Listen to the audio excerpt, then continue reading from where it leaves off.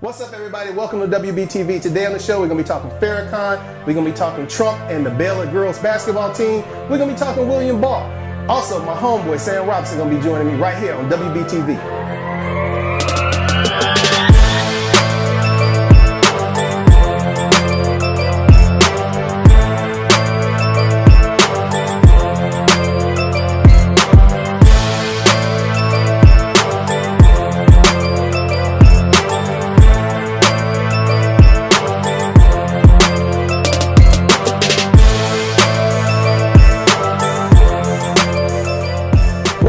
WBTV, I'm your host, WB. Of course, I'm here with my homeboy, Sam. We got so much to talk about in this episode.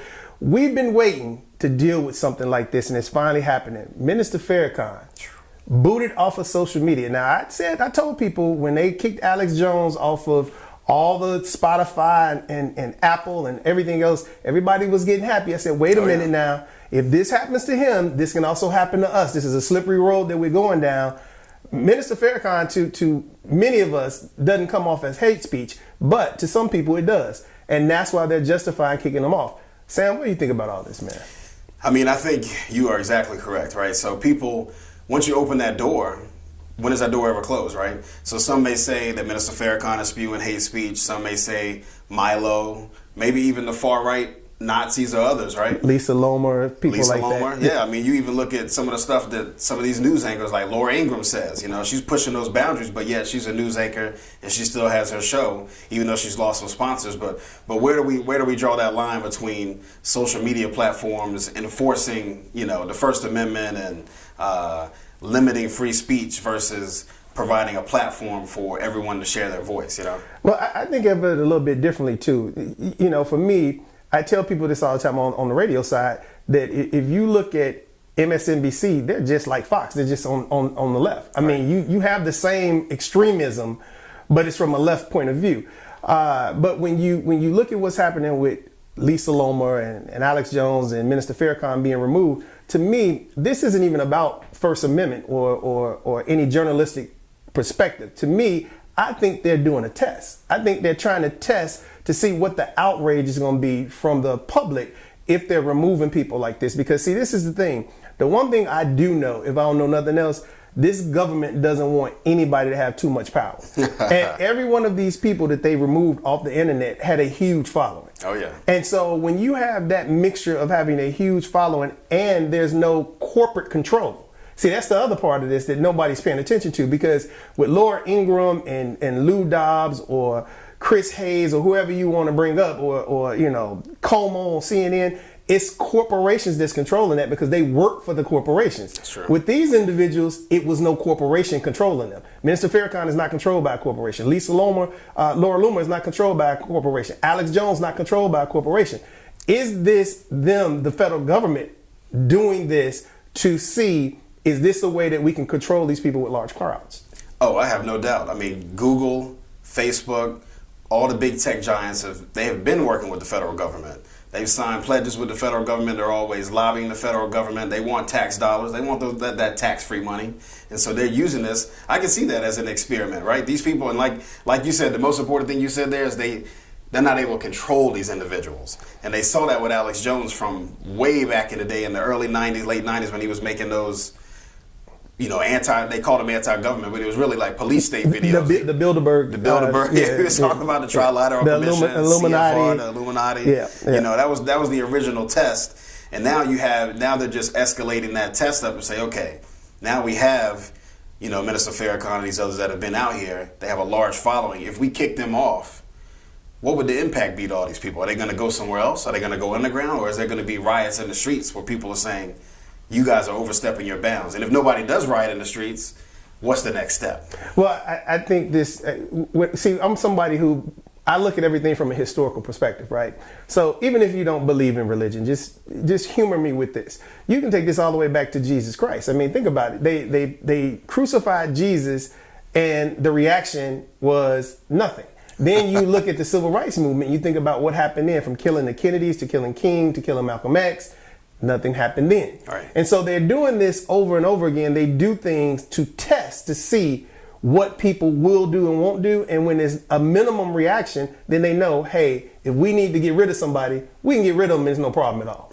See, this is the way I look at it, because history tells me that. History tells me this. I mean, if you look at historically and walk up from the days of Jesus up until even right now, when somebody's breaking the matrix, they have to take that person out of the matrix some kind of way. Right. And the way they do it is they do it either through incarceration or through media, right? They're not going to kill anybody because they don't want to make nobody a martyr. So you do it through the media or incarceration. This is a perfect example of this. They have no control of those people. So what do?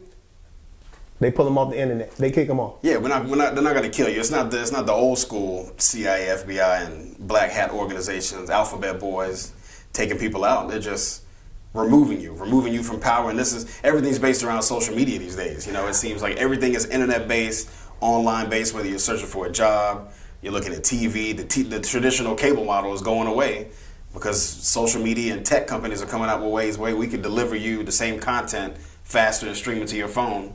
You have no need to do that. So guess what? These same people, Farrakhan, Alex Jones, guess what? They're not on TV per se, but they're directing your face through technology. Exactly. And now we have to find a way to limit that technology so they can't educate the masses. Because Farrakhan, I mean, you know, I'm not going to sit here and say I'm the biggest Farrakhan fan, but as of recently, you know, from what I've heard him speak out on, he hasn't said any outrageous stuff lately. Has he said stuff before? Yeah, he said some stuff before, but it has no bearing on these individuals like Milo and others that are inciting violence today, and these people that are being incited by these guys and going out and committing these mass acts of terrorism that the media is not calling terrorism, but they're doing it. You know, and they're using these guys as a mechanism. The other piece to this is that when you think about what America is supposed to be and enclosed in this Constitution that we so boldly talk about and so boldly love whenever it's convenient for us as Americans.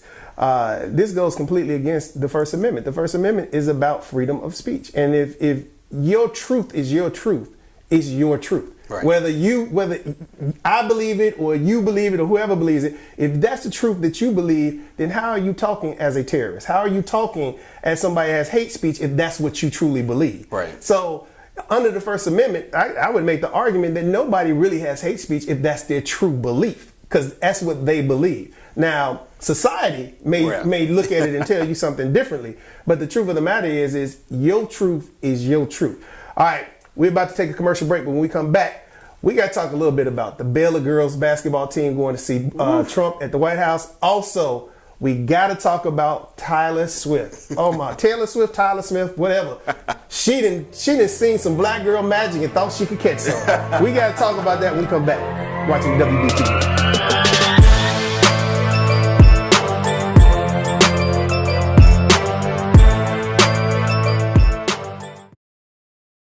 I came out in the 11th grade. Nobody was embracing you. The kids were cruel. It was very difficult to be gay. Not completing high school is more of a social thing than it was an academic thing. And even though all these years have passed, I still had that longing to have my diploma. I have a mentor, Maria, and she convinced me to continue my education.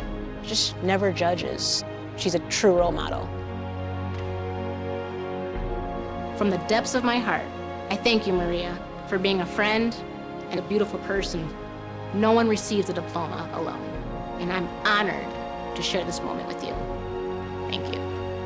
If you're even considering getting your high school diploma, go get it. You can do it.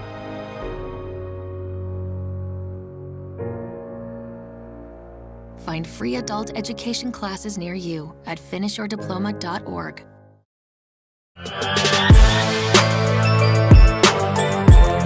All right, welcome back to WBTV. I'm your host, WB, along with my boy Sam. We've been chopping it up. Let's chop it up a little bit more, man. Look, it was a picture going around with the president surrounded by the Baylor's basketball team. Oh, I saw it.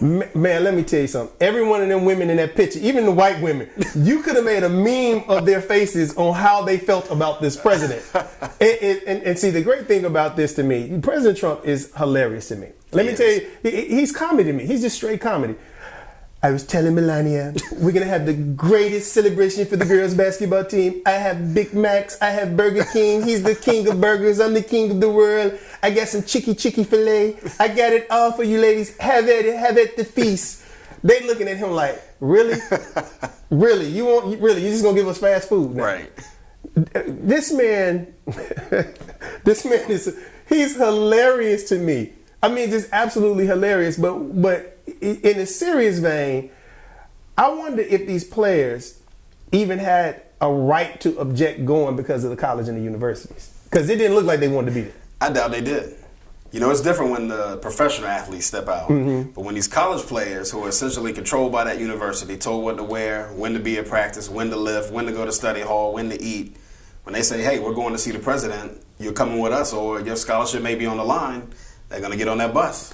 University of Virginia students were smart though. We had scheduling problems.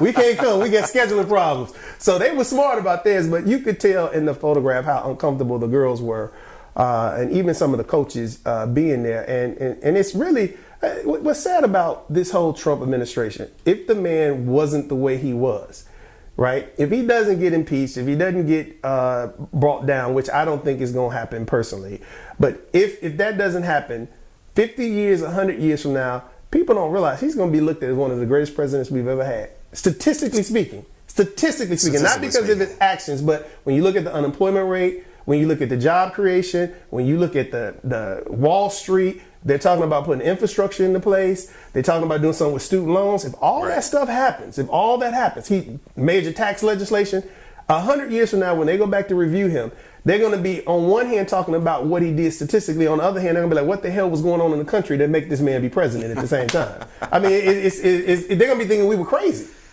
Yeah, I mean, pretty much. I mean, a lot of these things were great ideas during the Obama administration, but they weren't done because you had a roadblock, which was the Republican Party that said, from day one, we're going to stop you. We're going to make sure you fail. Well, but we got to be honest in the conversation. I love Barack. Barack, my guy, I love him. When Barack took office, he had the same thing Trump had. He had the House, the Senate, and the White House. They controlled. The Democrats controlled all three. The problem was the older Democrats were mad because he jumped line and became president. Oh, yeah. And they were the ones who was blocking him. It wasn't the Republicans at first. At first, yeah. It wasn't until after the health care was passed and then the House flipped in that midterm that the Republicans had power to block him. Now, he could have came in and done exactly what Trump did. Trump came in and said, hey, I'm going to do what I want to do, and y'all going to follow my lead, whether you like it or not. Or I'm not going to give you the judges you want. I'm not going to put the roles in you need. So I think that this is a very interesting situation. But the other thing I want to talk about, and then we'll get to the Taylor Swift thing, with Trump, is it's amazing to me how people are looking at what they're talking about with criminal reform.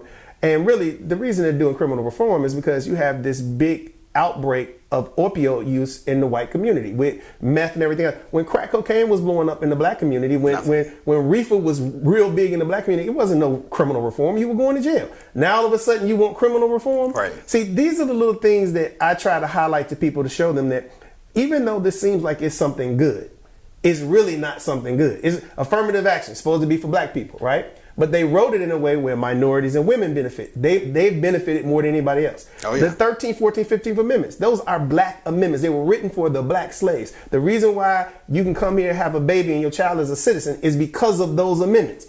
We don't even get to access those amendments. We don't get to use them. They're written in a way where it was for us, but they wrote them in a way where their ancestors, their lineage could get in, and they knew they were doing that at the time. Right. So when I look at what's happening today, and when people look back 100 years down the road and look back on this man, I think it's going to be more of the same in the sense that you have so many things that's been presented to us that really isn't for us, and it's for other people. Yeah, I mean, you have. It's interesting that you say that because especially affirmative action. I got in a conversation, I'll say that, not an argument, with someone a few weeks ago about affirmative action. They were like, well, you have affirmative action, what's the problem? And I said, who's benefiting from affirmative action? The main beneficiary of affirmative action are white women these days. And you see that all across the university system. and then you speak on the infrastructure bill and all these other things being passed now. Yeah, they're great ideas and things. Those are things that should have been done, like you said, during the Obama administration. That was under the Obama administration, and they wouldn't pass it. And now the Democrats they're willing to give this man $2 trillion to do this. They don't realize they're handing him the White House. They're literally handing him the White House, because if they start the infrastructure, it's going to create jobs, which is going to create more money, and people vote their wallets. The Democrats, don't even let me get started on them. Why the hell are they letting Bernie Sanders run in the Democratic Party when he's an independent? I never it's the understood that. Craziest thing in the world. It makes me sick to my stomach. That's why I stopped being a Democrat. I'm an independent, because I hate weakness, and they're weak to me. They're weak in what they're doing. Speaking of weak, Taylor Swift. Taylor Swift then stole Beyonce's band, and look, the internet went crazy. But I will say this, for everybody who got mad at her for stealing the Beyonce's band routine, you do realize Beyonce was not the first one to do this band routine. A lot of people felt like this was original. She created it. No, she was not the original one. However, it's clear that Taylor Swift saw some black girl magic and wanted to capture a little bit of that magic. What do you think about all that? You know, it's nothing new. We've been down this road before. Amen. You can go all the way. I mean, you can go past Elvis. Elvis was just the first that popped in my head, right? From rhythm and blues to, you know, I like Macklemore, but you know, you point him out. You know, to all these guys, even what's his name, Post Malone. You know, they're taking an idea of something that they see others doing and they're emulating it. Which, you know, hey, they have the right to do that. But don't act like you're the originator of this genre or this type of music or, you know, art space, because now all you're doing is just taking what someone else is doing and then claiming it as your own, and then guess what? People forget about Beyonce or the other person that did it. That's why I love Eminem, because Eminem told the truth on his song. He said, we took y'all music and we got rich off of y'all music. That's why I got much respect, much love, Em. All right, we come back, we're going to conclude the show. Sam, where can they follow you at? Instagram? Yeah, follow me on Instagram, SamRob41. Check out Facebook at Chaos Conversation. You can hit me there, or Sam Robinson on Facebook as well. All right, we'll be back in a minute. You're watching WBTV. First time I met Morris, the door flew open and I got this larger-than-life personality talking at the top of his lungs. Hey, how you doing today? Oh, man. Oh, I totally forgot. Hold on, let me get this for you. Oh, just had a magnetic energy. So I thought, all right, we're definitely gonna be friends. Drop off a warm meal and get more than you expect. Volunteer at americaletsdolunch.org. America, let's do lunch. Meals on Wheels gives me a chance to be totally selfless. More than the food itself, a lot of seniors don't have family. So just to have someone to talk to, just to say, hey, how was your day? That means so much more than a meal could ever mean. We have to look outside of ourselves to be that lifeline to other people. It's worth it.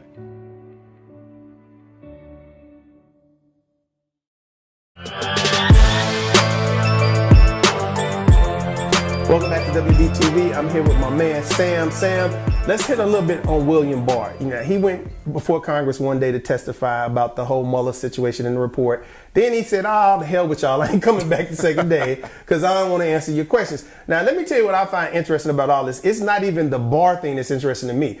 The other stuff that's come out is literally come out that the FBI sent women to Trump people in his organization while he was running to see if they would admit they were working with the Russians. Man, what the hell is going on with Trump and Barr and all these crazy fools? Man, it seems like it's something new every single day with these guys. I mean, from the Barr stuff to the Trump-Russia stuff going on, like you said, the women, it seems like it's constant and we're always getting bombarded every day and it's hard to digest all of it. But like you said earlier, Trump is a character. And every time it comes out, he gets in front of the TV. He knows exactly how to play the media. Collusion. I'm the innocent president. Believe me, bigly believe me. They call me the innocent one. I'm the innocent one in all of this. I'm the victim. He's gonna declare himself king of the North before it's all over. I killed the Ice King. That wasn't Ira. That was me. They CGI'd her in. What I thought was really hilarious is how they put the empty chair there. And then they were referencing the chicken. Oh, look, man, look. Oh my gosh. Look, let me just say this. Oh my gosh, these guys. This is why we need term limits on everybody.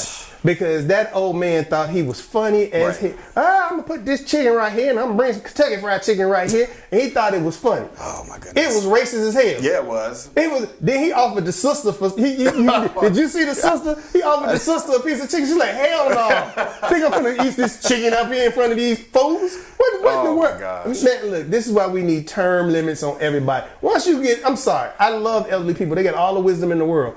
But look, you don't need to be on the floor of Congress at 75 years old. You need to be sitting down, passing your wisdom and knowledge to your grandchildren There you go. and your kids. Lord have mercy, he brought a bucket of Kentucky Fried Chicken to the floor And sat it there. and thought it was hilarious. And then had the gall to sit up there and eat it. He was up there eating. He didn't just bring the chicken, he ate the chicken. And then was offering it to other black people. Y'all want some of the chicken? And they had enough sense. We know the optics of how We this looks. already know how that's going See, to look. once you get a You know certain, you want some. Look, once you get a certain age, right, you lose that filter. Yeah. And when that filter go, you just do whatever the hell you want to do. That's why Daddy Bush was feeling on people before he passed. 'Cause he had lost that filter. This one of the terrorists is George. This a terrorist. I got to feel this terrorist. All I know is, do you think honestly Barr's in trouble? No, he's not in trouble. I mean, look, the Congress, all they can do is take this to court now. They can hold him in contempt, but they still have to go to court. They're not going to be able to arrest him. They're not going to be able to do anything to him. This is a dog and pony show that the Democrats are putting on to make it look like they're doing something. And the reality of it is that, look, this thing is over with. They need to get past this, focus on creating jobs, better education, higher pay for teachers, helping EMS workers. That's how you get people to come out and vote. Leave this alone and focus on the voting. All right, when we come back, I'll give you my final thoughts. You're listening to WBTV. So there you are, shuffling through a stack of resumes and you come to mine. This is it, first impression, my way in.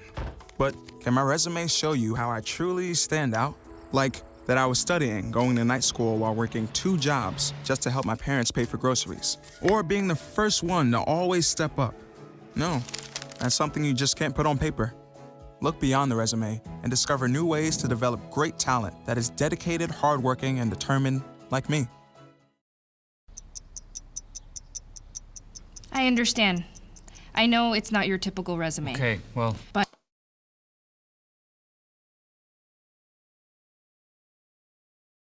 candidate. But I've been working double shifts just to pay for books. I've been raising my 2 little brothers.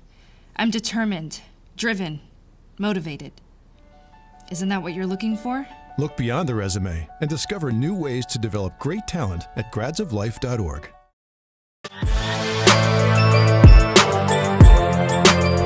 Welcome back to WBTV. These are my final thoughts. Look, Minister Farrakhan, Laura Loomer, Milo, and everybody else who's been taken off the internet, whether you believe in them or not, whether you think that they're inciting hate or not, the reality of it is that any of us can be pulled off of social media now because they're setting a precedent. Look, sometimes we got to defend even what we don't want to defend. We may not agree with their thought process or their words, but their truth is their truth. And the truth of the matter is, if we don't defend them, they will soon come for us. Also, when you think about this president, I know a lot of people don't want to hear this, but statistically speaking, a lot of good things has happened under this president. 100 years from now, will he be viewed as one of the greatest presidents of all time? Probably not, because of the social issues, but statistically speaking, there will be an argument to create a museum or a library, just like every other president, because of the work that he's done. The Baylor girls basketball team, even though we talked a little bit about it, the reality of it is these kids should have a choice if they want to go to the White House or not, because based on the picture I saw, I don't think they wanted to go. Lastly, Taylor Swift, y'all. Don't be mad at Taylor. How can you be mad at Taylor when she sees this beautiful black girl Magic and it bedazzles her to the point where she wants to do it? Really, it's a compliment when you think about it, because if you're a black girl, they're injecting their mouths with collagen to get bigger lips. They're injecting their butts to get bigger butts. They're sitting in the sun to be your color. It's a compliment that they want to be you. I'm just saying. Thank you for watching WBTV. I'm your host, WB. We'll see you next week.